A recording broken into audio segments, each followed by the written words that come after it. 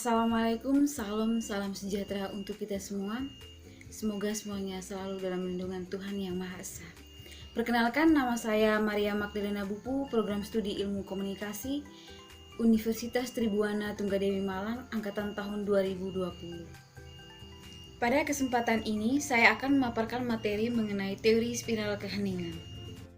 Teori spiral keheningan yang akan kita bahas yaitu berdasarkan penelitian dari Elisabeth Noelle-Neumann, seorang profesor penelitian komunikasi dari Institut für Publizistik Jerman.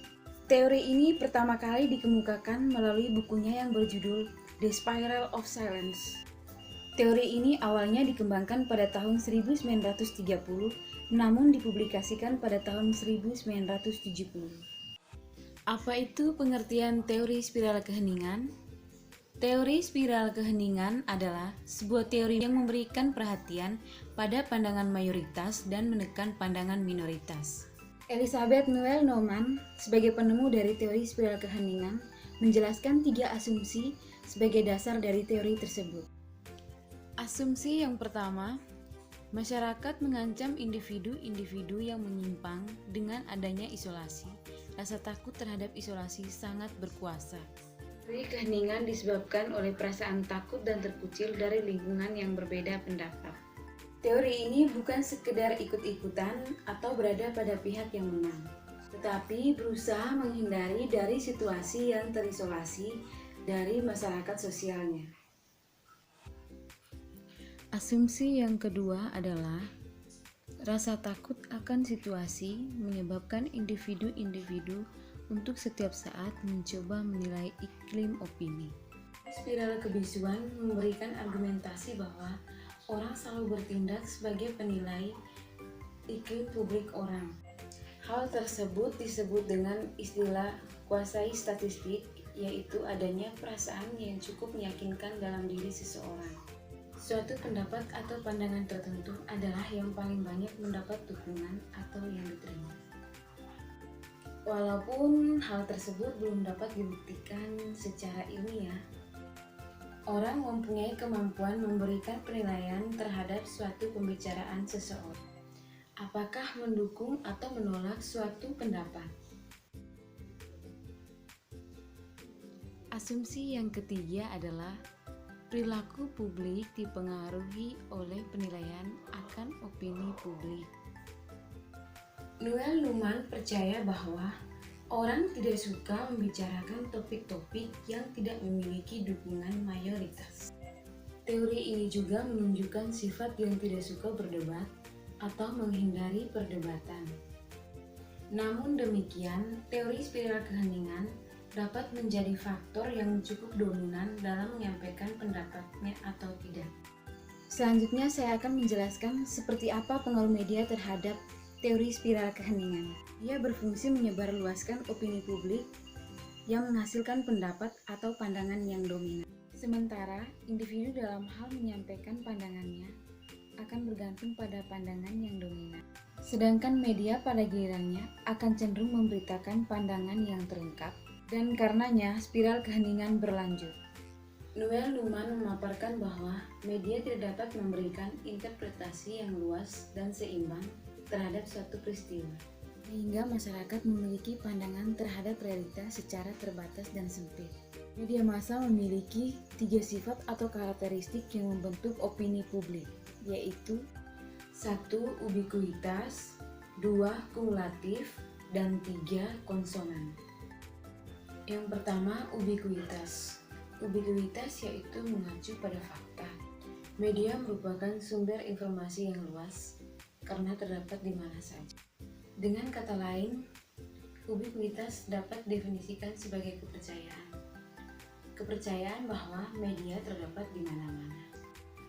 Itu sebabnya media menjadi instrumen yang sangat penting, diandalkan dan selalu tersedia ketika orang membutuhkan informasi. Untuk itu, media berusaha mendapatkan simpati dari publik terhadap pandangan atau pendapat yang disampaikan. Sifat yang kedua, kumulatif. Kumulatif yaitu pengaruh timbal balik dalam membangun kerangka acuan. Dalam hal ini, media selalu mengacu pada proses media yang selalu mengulang-ulang apa yang diberitakan.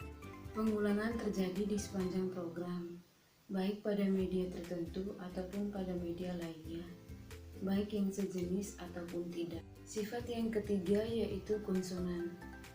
Konsonan dihasilkan berdasarkan kecenderungan media untuk menegaskan dan melakukan konfirmasi terhadap pemikiran mereka sendiri dan menjadikan pemikiran dan pendapat mereka sendiri seolah-olah dari masyarakat.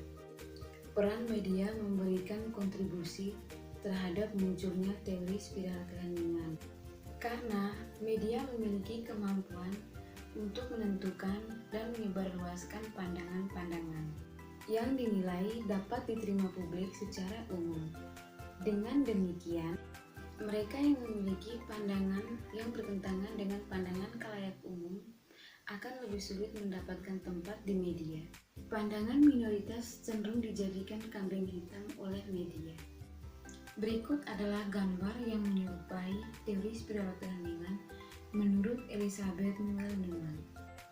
Gambar ini menunjukkan perdebatan yang menerpa publik, yang dimana sebagian kelompok memiliki keinginan untuk bicara. Namun media massa memberikan opini-opini dari perdebatan yang menerpa itu secara dominan, sehingga orang-orang secara mayoritas setuju dengan pendapat yang ada di media massa. Sedangkan kaum minoritas ketakutan akan terisolasi. Selanjutnya, Noel-Neumann mengatakan bahwa kekuatan media massa untuk memperoleh opini yang dominan diperoleh dari yang pertama, kehadirannya di mana-mana. Yang kedua, pengulangan pesan yang sama dalam suatu waktu. Yang ketiga, konsensus nilai-nilai mereka yang bekerja di dalam media massa, yang kemudian direfleksikan dalam isi media massa. Berikut teori spiral keheningan dalam bidang politik. Adapun bagan pemikiran dan konsep dari teori spiral keheningan yang dikuasai oleh pimpinan politik. Teori The Spiral of Silence dari Elizabeth Noel-Neumann menekankan pada bidang politik dalam memperoleh dukungan suara dalam kampanye. Ia menganalisa bagaimana komunikasi interpersonal dan media beroperasi bersama-sama dalam membangun opini publik.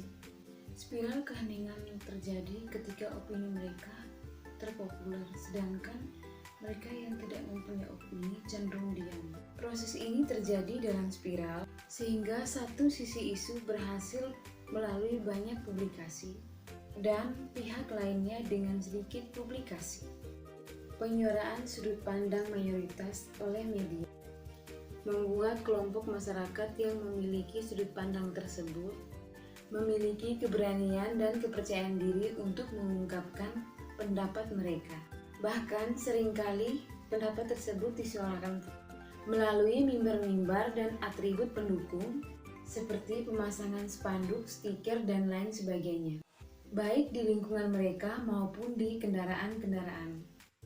Kelemahan dan kritik atas teori spiral keheningan menurut Elizabeth Noel-Neumann. Noel-Neumann sendiri sebagai perumus teori Spiral of Silence mengatakan bahwa teori ini hanya berlaku secara situasional dan kontekstual, yaitu hanya permasalahan pendapat dan pandangan kelompok. Teori ini tidak berpengaruh bagi orang-orang yang dikenal sebagai orang inti.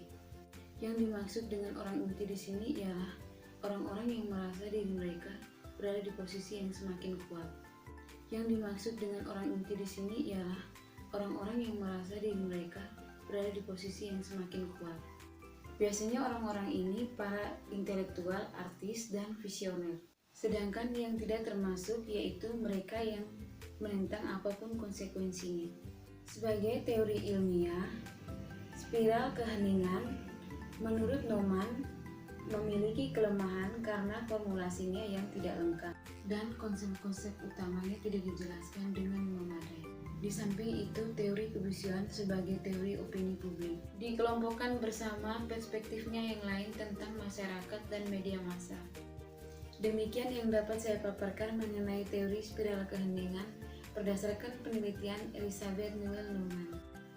Terima kasih kepada Bapak Fathul Karib, SIKOM, MIKOM, sebagai dosen pengampu mata kuliah ini yang telah membimbing saya menyelesaikan tugas video ini.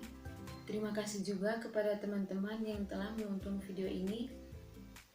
Mohon maaf atas kurang dan lebihnya. Terima kasih, Tuhan memberkati.